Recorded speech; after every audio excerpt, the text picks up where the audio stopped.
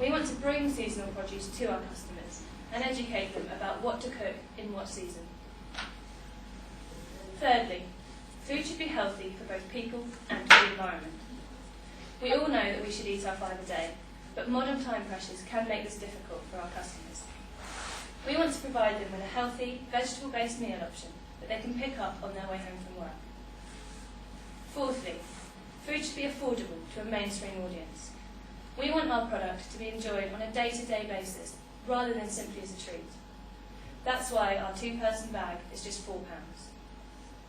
And lastly, and perhaps most importantly, food should be delicious. If it's not, then our audience won't want to buy it, and I hope that's something that you've got to taste here today. So, those are the principles behind the Greengrocer, and our sourcing policy is built on these, and also crafted by our research with our customers, with industry experts, and from government reports. All this considered, our produce will be at least 30% organic, at least 80% from within the UK, and at least 10% from small-scale suppliers. To help us meet these targets, we will use accreditations such as the Food for Life Catering Mark and the Leaf Environmental Mark. Our main suppliers will be London's wholesale produce markets such as New Covent Garden and New Spitalfields, and we also already have links with a small-scale organic farm based just outside London. So, that's what we sell and where we get it from, but we also do contribute to local regeneration in the areas we operate. We've redesigned the traditional greengrocer to appeal to the modern-day 21st century consumer. And by doing this, we aim to put a dash of colour back into tired high streets that have suffered during the recession. Because we've chosen pop-up shops as a retail model, this means that we have short-term leases from 3 to 6 months, enabling us to shift location to bring our product to new customers and new locations. It also means that we get to put that colour, as you can see from the picture, back into high streets. And best of all, the pop-up shop model enables us to share our space with the local communities in which we operate. Local charities and groups use our space in the evening, and we promote these to our customers so that they can really get involved with the communities in which they live. Now I'd like to hand over to Olivia to make some concluding comments. Thanks, Rosie. So now that you've had a whistle-stop tour of the Greengrocer, who we are, what we do, and how we do it, I'm briefly going to talk over financials and provide some concluding remarks. So, in the first year, we understand that it will take time to penetrate the markets we've chosen and to build a customer base. And therefore, we have estimated slow growth over the first year. But because we require strong capital investment to begin this business, opening the shop, getting the stall, wages, so on and so forth, in the first year, we will have a net loss of £55,000. So, £50,000 of your £75,000 grant will be used to cover these costs in that first year. Moving into our second year, we hope to have steady growth and, in fact, a £21,000 profit. Moving into our third year, this £21,000 profit and the additional £25,000 remaining of the grant will be used to grow the Greengrocer. You may ask why we would grow in the third year. The reason is that we are very keen to drive our passion forward in the market in which we are operating. And therefore we feel it's important to go from one pop-up shop and one stall to another pop-up shop and another stall. Therefore we require this £50,000 investment in the third year, which again is the £21,000 from our profit in the second year and the additional £25,000 remaining of the grant. And moving into the fourth year, with continued steady sales, we believe that we'll have a healthy £10,000 profit, which will be reinvested in the company to continue financial security. This financial security is obviously key. By selling our product, we can also drive forward our other passions and growth areas. To remind you, our other growth areas are, we want to move from farmer to fork. We really want to bring people together around food. That means us getting involved in our community, getting involved with partners in the community, like London Food Link, which we've already linked with and eat seasonally, as well as other organizations like the Shortage Trust. But ultimately, it's about our passions. I hope that this very brief presentation has given you a taste of how dedicated and passionate we are about our product and our service. We do honestly believe that the Greengrocer is a vehicle by which sustainable food can be more convenient and cool for those people around us and can bring people together around it. And we'd love to take any questions about it.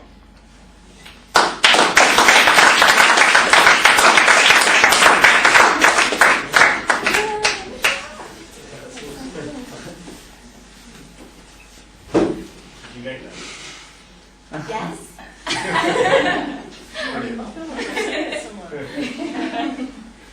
There's loads of big bells and everything. Really? Yeah. Well, I think what came across really strongly in your presentation was your targeting approach. So the fact that you thought really clearly about pricing, about location, and about profile, and actually you're the first, well, arguably, of the three that really thought, right, this is who my customer is, and that's sort of a more business style of presenting. So I think that came across really well. I guess my deal breaker question would be, like, what's to stop anyone else in the fruit and veg market ripping you off once they see it works? I don't mind taking that question, actually. We did discuss, as with everyone else, we all did SWOT analysis and risk analysis, and one of our issues early on was, maybe we should just take this idea to supermarkets, and maybe we should just sell them the bags so they could sell them. Several things about that. Number one, we didn't go too much into it, but we are very focused on the personalized service and sort of going back to that greengrocer approach of, I know your name and I know what you like. You don't like mushrooms, Matt? I know that I'm going to put carrots in it for you. And there's definitely an anonymity to places like Tesco and Sainsbury's and well, so. And essentially they're already doing it, aren't they? You've got your easy to take out in the back, exactly. You've got your tenner, and you've got your M&S meals, Exactly. Food. So what you're saying, I can understand the differentiation, but like, what about like a greengrocer or even an Able and Cole? Like, why wouldn't they have a physical presence? Able and Cole is a competitor. I mean, they do offer, for example, they have their cookbook, which people can use, and that's. But there's something convenient about having the recipe inside, and you just take it with you, and you can just use it right there. Also, we would hopefully be training our customer service people to be able to answer questions and so on and so forth, which may not be a unique selling point from a greengrocer, but we hope that with personalized service would be an advantage and something people would be interested in.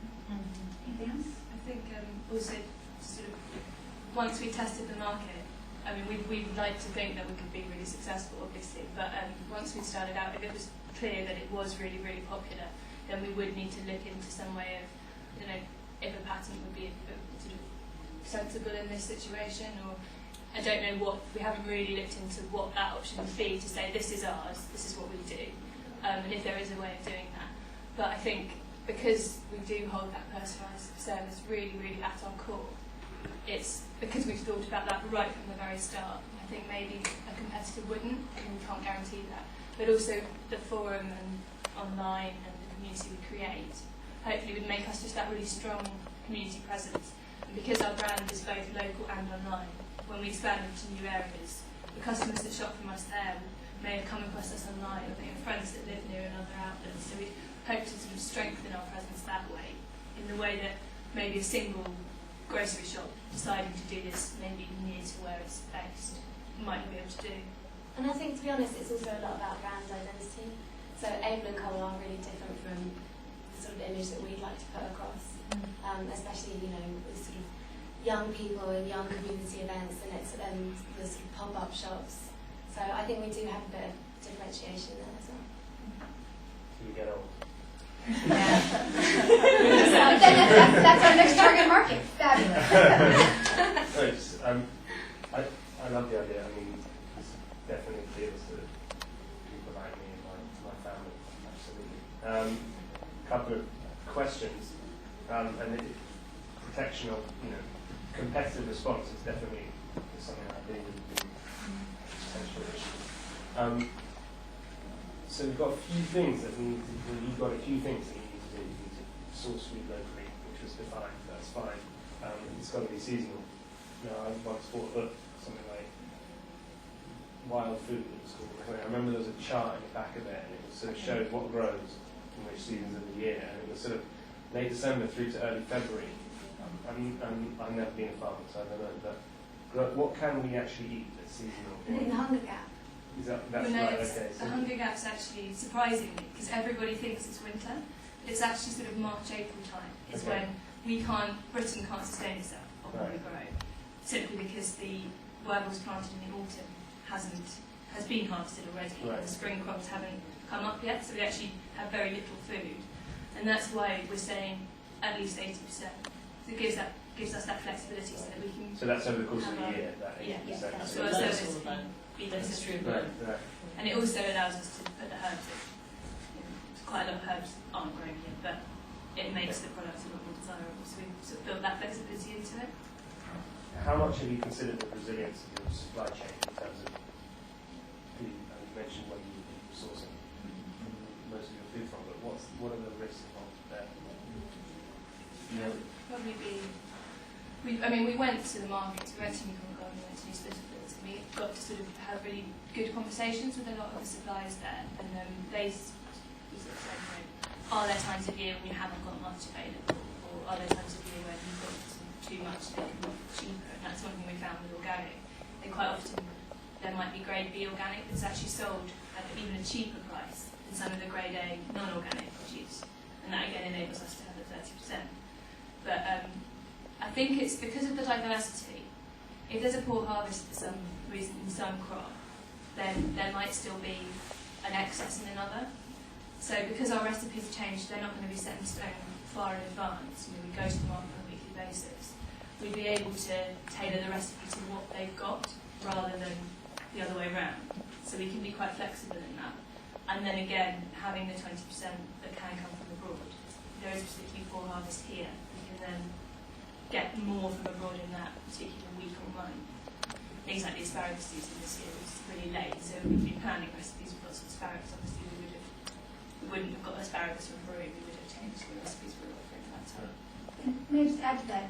We did talk briefly, or Sue did, about the idea that we're going to sort of crowdsource recipes and ideas. And I think the Greengrocer, one of our ideas is that if something happened and there was a harvest shortage and we were in trouble, we didn't, we were struggling with recipes, we would actually probably go to our customers and say, we're in a little bit of a pickle. Do you guys have ideas? You got any recipes that use Swede? I don't know how to use Swede, whatever. And You might use pickles. pickles. Love it, jam. So there is, in some ways, we do really want to. We have always been strong belief in that the company will succeed not just from the person that serves, but from people really engaging in it and building a community around it. And I think that we would sort of go to them and say, okay, well, we are in a pickle. I think what we found out from